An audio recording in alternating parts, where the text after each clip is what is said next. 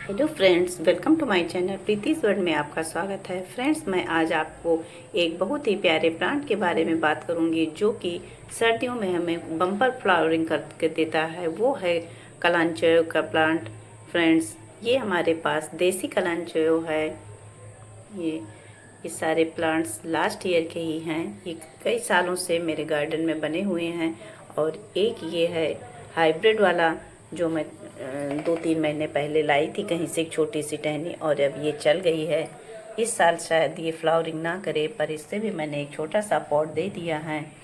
और फ्रेंड्स, ये प्लांट जो हैं, इन्हें थोड़ी सी केयर की भी ज़रूरत है। इनके पॉट को बदलना है, क्योंकि देखिए ये पॉट मेरा टूट भी गया है, फट गया है बीच से। और अभी तक मैंने इस पे कोई ध्यान नहीं दिया था।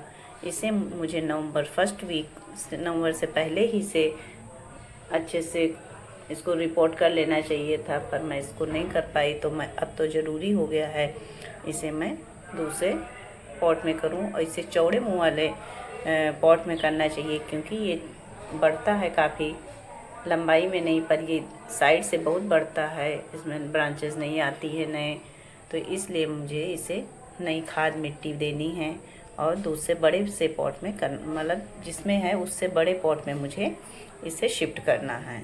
ये देखिए, इसमें मेरा अभी कहीं से अपने आप से उगाया है। तो फ्रेंड्स, आज इसके बारे में आपको पूरी जानकारी दूंगी मैं। और अगर आपने भी अपने गार्डन में भी कलंचाव के प्लांट को भी शिफ्ट नहीं किया, उसकी केयर नहीं की है, उसमें खाद और मिट्टी नहीं दी है, तो अब समय आ गया है। नवंबर हाफ आधा निकल चुका है। अब ये ज़रूर आप काम कर लीजिए। इसके लिए देखिए, मैंने मिट्टी तैयार कर ली है, क्योंकि मैं बड़े पॉट में अब लगाऊंगी थोड़ा। इसमें है गार्डन सॉयल है, वर्मी कंपोस्ट है, खाद है, प्लस सैंड है, और राख और कोयला, सब कुछ इसमें मैंने डाल रखा है। और इसमें मुझे नीम खली भी डालना था, पर मैं नीम खली मेरे पास नहीं था, तो मैं नहीं डाल पाई हूँ। पर ये बहुत ही अच्छी वेल ड्रेन्ड मिट्टी मैंने तैयार कर ली है। राख वगैरह इसमें पड़ा है, तो इसमें कोई फंगस लगने का डर नहीं है। ये बहुत ही अच्छी मिट्टी मैंने तैयार कर ली है।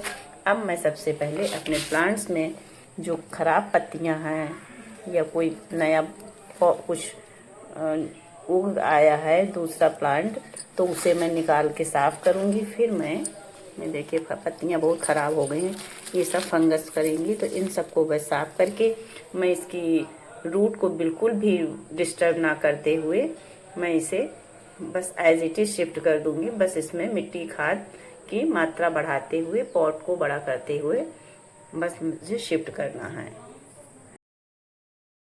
फ्रेंड्स, जो हम कलांचों के लिए मिट्टी तैयार करते हैं, वो मिट्टी वेल ड्रेन्ड वाली मिट्टी होनी चाहिए। उसमें एक हिस्सा गार्डन सॉयल, एक हिस्सा रेत और एक हिस्सा वर्मी कंपोस्ट का होना चाहिए। साथ में उसमें नीम खली या बोन मील का भी यूज़ करना चाहिए।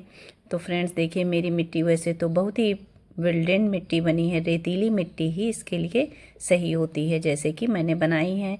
तो अगर हम मिट्टी का ध्यान रखेंगे और इसके पॉट का भी ध्यान रखेंगे कि पॉट में जो हम नीचे होल करते हैं वो सही होने चाहिए, तो फिर मिट्टी अगर मिट्टी में पानी नहीं रुकता है, तो वो मिट्टी इस पौधे के लिए बहुत ही अच्छी होती है। क्योंकि ये सकुलेंट प्लांट है, इसकी पत्तियों में बहुत सारा पानी रहता है, तो इसमें ज़्यादा पानी इसे सूट नहीं करता है।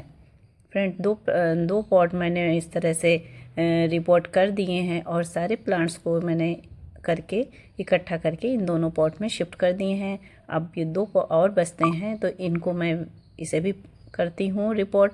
ये देखिए, मैंने कितने सारे इसमें होल कर रखे हैं, जिससे कि पानी बिल्कुल भी ना रुकने पाए।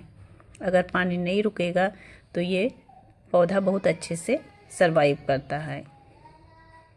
और इसके मिट्टी के साथ साथ पानी का भी ध्यान रखना बहुत ज़रूरी है। इसकी पत्तियों में बहुत सारा पानी होता है। अगर हम 15 दिन तक भी इससे पानी नहीं देते हैं, तो फिर ये प्लांट सरवाइव कर जाता है, पर अगर पानी इसमें रुक गया तो फिर इस पौधे को बहुत नुकसान होता है। तो इसकी जड़ें सड़ने लगती हैं, फिर प्लांट ख़राब हो जाता है।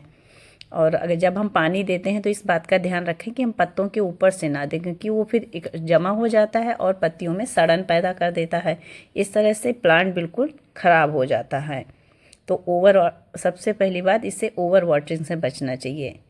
पानी जब हमें सूखा महसूस हो तभी देना चाहिए।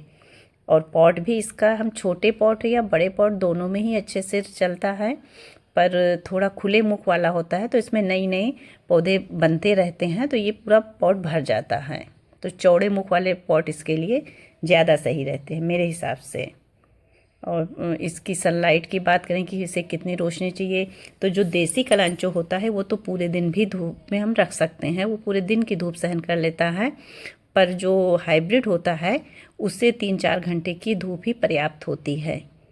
ज़्यादा देर धूप में रहने से इसमें फ्लावरिंग देर से होती है। सर्दियों में रातें बड़ी होती हैं, इसीलिए कलांचो सर्दियों का प्लांट है, सर्दियों में ही फ्लावरिंग करता है। इसको ज़्यादा देर अंधेरा चाहिए होता है। तो देखिए, नर्सरी हमारे घर के जो होते हैं कलांचो जल्दी नहीं फ्लावरिंग करते हैं, पर जो नर्सरी में होते हैं बहुत जल्दी करते हैं, क्योंकि फ्रेंड्स नर्सरी वाले उन्हें सर्दियों का एनवायरनमेंट देते हैं, वो उन्हें ज़्यादा देर तक ढक के रखते हैं या अंधेरे में रखते हैं और मात्र 3-4 घंटे की धूप देते हैं, जिससे कि वो जल्दी फ्लावरिंग कर सकें। फ्रेंड्स, इसके लिए फर्टिलाइज़र की बात करें तो फर्टिलाइज़र ऑर्गेनिक देना चाहिए। इसमें काऊ डंग, वर्मी कंपोस्ट या जो हम घर की कंपोस्ट तैयार करते हैं, खाद तैयार करते हैं, वो भी दे सकते हैं। साथ में सरसों की खली का लिक्विड फर्टिलाइज़र इन प्लांट्स के लिए बहुत ही अच्छा होता है, उससे वो जल्दी फ्लावरिंग करते हैं। फ्रेंड्स, इसकी थोड़ी सी केयर अगर हम करें तो ये हमको पूरी सर्दियों में ये हम फ्लावरिंग करते देते रहेंगे। कभी कभी इनमें फंगीसाइड का भी यूज करना पड़ता है, क्योंकि अगर इनकी पत्तियां ब्राउन होने लगें तो फंगीसाइड का लिक्विड बनाकर इन पर छिड़काव करना चाहिए। फ्रेंड्स, कलांचो के बारे में ये मेरी वीडियो आपको कैसी लगी? अगर ज़रा भी यूज़फुल लगी हो तो प्लीज़ लाइक एंड शेयर करें, और भविष्य में इस तरह की वीडियोस देखने के लिए आप हमसे जुड़े रहें। Thank you friends for watching my video. Thank you.